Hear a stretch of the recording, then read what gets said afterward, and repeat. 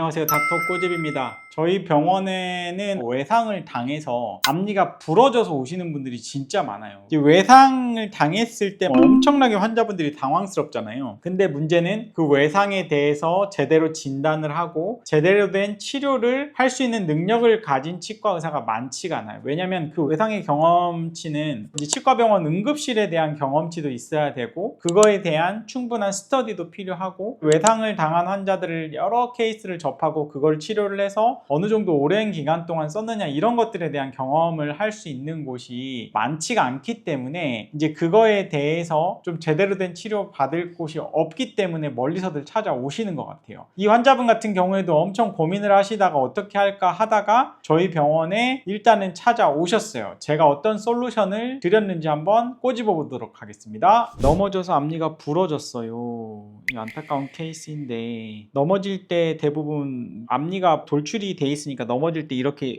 얼굴로 떨어지면 거의 앞니가 다치는 경우가 굉장히 많아요. 근데 이제 2달 뒤에 출국을 바로 해야 돼서 최대한 빨리 치료를 받고 싶은데 이게 가능할까요? 라고 이제 말씀을 하셨어요. 2달 전에 넘어졌으면은 실은 더 일찍 오셨어야 됐는데 앞니 3개가 부러졌어요. 2개월 뒤에 출국해야 되는데 빠른 치료가 가능할까요? 라고 하셨는데, 보시면 아마 여기가 똑같이 크라운이 되어 있는데 이게 부러지신 것 같고, 지금 여기도 부러지신 것 같고, 여기는 지금 완전히 탈락이 된 건 아닌데 아무튼 이 부분에도 문제가 있는 것 같아요. 그래서 이제 치료 전에 이제 이런 상태로 오셨는데, 여기는 아마 응급실에서 뭐 레진 같은 걸로 이제 일단은 메워 놓은 것 같고, 여기 크라운 같은 경우에도 약간 흔들거리고, 여기는 이제 파절이 되어 있고, 그래서 이제 이 환자분 같은 경우는 여기를 갖다가 정출술을 하거나 임플란트를 하거나 이것까지도 생각을 하셨던 것 같긴 한데, 일단은 제가 아깝기도 하고 최대한 살리는 쪽의 치료를 저는 좋아하니까 일단은 좀 치료를 해보시죠 라고 말씀을 드렸어요. 그래서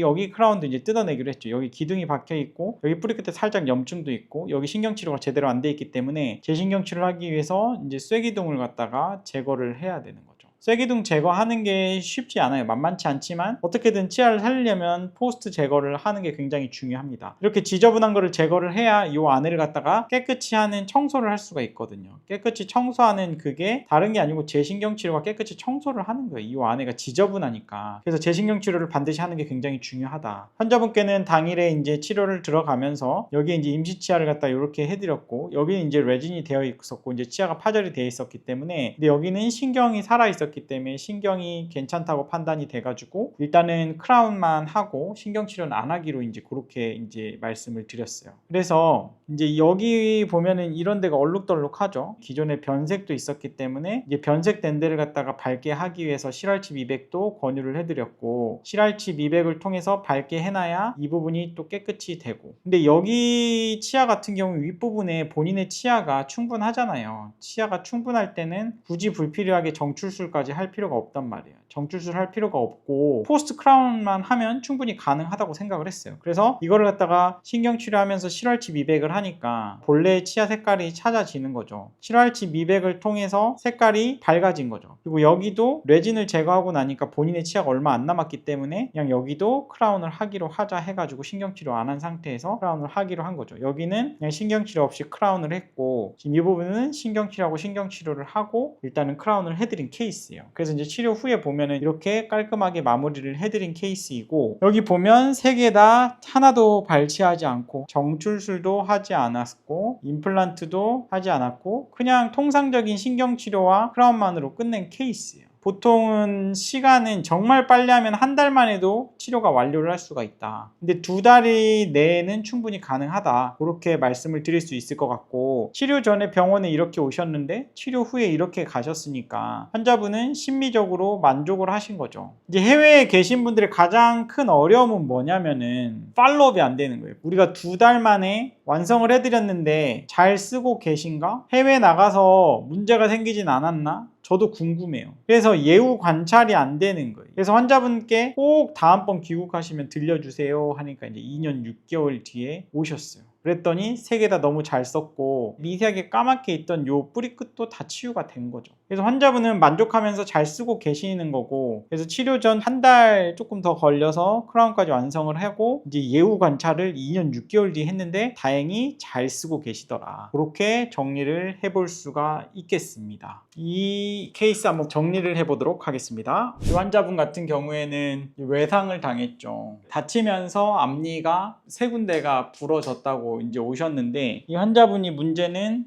해외에 거주 중이라서 2달밖에 남은 시간이 없는데 2달 안에 빨리 제대로 된 치료를 받고 싶어요 라고 이제 오신 거예요. 그래서 이 환자분 같은 경우는 가장 큰 걱정이 지금 여기 부분이었어요. 이 여기를 갖다가 이제 거의 뿌리만 남아있으니까 이거를 갖다가 정출술을 해서 치아를 살리는 게 나을지 임플란트 하는 게 나을지 뭐 고민을 하셨는데, 이 치아의 윗부분에 남아있는 본인의 치아 부분이 한 2-3mm 이상 남아있다 그러면 2-3mm 이상을 확보해주기 위해서 하는 게 정출술이에요. 그러니까 이미 잇몸 위쪽에 본인의 치아 부분이 2-3mm가 남아있다 그러면 굳이 정출술을 할 필요가 없는 거죠. 그리고 임플란트도 할 필요가 없는 거고, 그리고 가장 중요한 거는 외상을 당했을 때 응급처치부터 제가 하지 못했어요. 다른 데서 하셨는데 가장 중요한 거는 치아의 위치 확인을 해야 돼요. 이게 엄청 중요해요. 본래의 치아의 위치에서 바깥쪽으로 더 뻗어졌으면 그거를 본래의 위치로 찾아주고 그거를 스플린트에서 철사로 묶어줘야 되고, 박혀 들어갔으면 그걸 다시 빼내줘야 되고, 여러 가지 상황이 있을 때 제 위치를 찾아주고 정복해주는 게 엄청나게 중요하다. 이것만 잘해줘도 실은 치아 외상 때문에 치아를 발치하는 경우가 많지 않다고 보면 돼요. 그래서 치아 위치가 잘 정복이 되는지가 중요한 건데, 치아가 이렇게 보통 깨지는 경우에는 치아의 뿌리의 위치가 자기 위치인 경우가 많아요. 근데 이제 이게 복합적으로 오는 경우도 있기는 한데, 대부분은 치아가 이렇게 깨지신 분들은 치아 뿌리가 이제 그대로인 경우가 많고, 치아가 멀쩡한데 뼈가 좀 말랑말랑하신 분들 같은 경우는 뼈가 골절이 되면서 치아의 뿌리 위치가 다 벗어나 버리는 경우도 있어요. 그러니까 본인의 치아 위치가 굉장히 중요하다. 근데 위치는 다 정상이라고 생각을 했고, 그래서 이 부분 깨진 거는 본인의 치아 부분이 신경도 노출이 안 됐기 때문에 이 부분은 그냥 깔끔하게 그냥 신경 치료 안 한 상태에서 레진 코어만 해서 그냥 크라운을 해주면 된다, 이렇게 간단히 결론을 내렸고, 지금 여기 같은 경우에도 기둥이 박혀 있고 여기도 기둥이 박혀 있는 상태였기 때문에 이 두 개를 갖다가 기둥을 제거를 하고 재신경 치료를 하자고 말씀을 드린 거죠. 그래서 재신경 치료하고 크라운을 해드린 거예요. 그러니까 안에 실알치 미백을 또 해주고 예쁘게 해서 여기도 크라운을 하고 여기도 크라운을 했단 말이에요. 근데 이제 해외에 거주하고 곧 출국하시는 분들 같은 경우에는 뭐 가까이 사시고 아니면 뭐 정말 비용적으로 여력이 있으셔가지고 멀리 사시고 미국이나 뭐 굉장히 이런 데 사시는 분들 같은 경우에도 1년에 막 진짜 자주 들어오시는 분들도 있어요. 그런 분들 같은 경우에는 팔로업이 괜찮죠.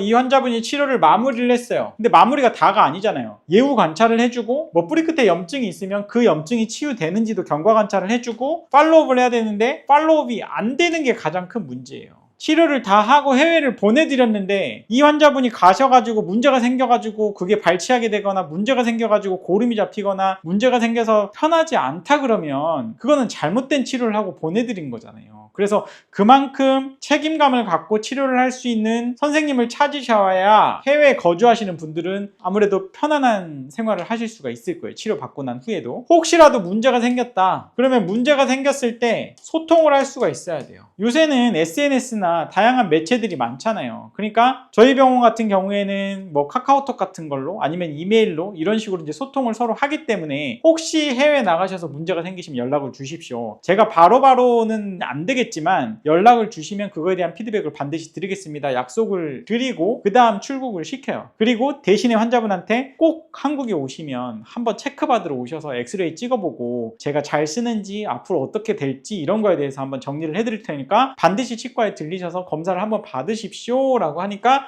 이 환자분 같은 경우에는 2년 6개월 만에 나타나셔가지고 잘 쓰고 계셨어요. 그랬는데도 환자분이 약속을 잊지 않고 원장님 덕분에 가서 잘 쓰고 어떻게 됐는지 잘 체크 받으러 왔습니다 라고 이제 말씀을 하셔가지고 제가 체크를 하니까 잘 쓰는 거예요. 앞으로도 잘 쓸 것 같은 거예요. 또 다치지만 않으면. 그래서 환자분한테 한국 오실 때마다 스케일링 받을 겸 다른 데 치아도 제가 봐드릴 거니까 오십시오 라고 해서 주기적으로 이제 한국 오실 때마다 오고 계신 분들이 굉장히 많으시죠, 저희 병원에. 그래서 이 영상이 영상이 해외에 계신 분들한테도 도움이 되셨을 거라고 생각을 해요. 이 영상이 도움이 되셨다고 하시면 치과 1타 닥터코집 좋아요, 구독 꼭 요청드리고요. 질문사항은 댓글로 남겨주시면 저희가 질문을 골라가지고 마이덴TV에서 답변을 해드리고 있어요. 마이덴TV도 좋아요, 구독 꼭 요청드립니다. 감사합니다.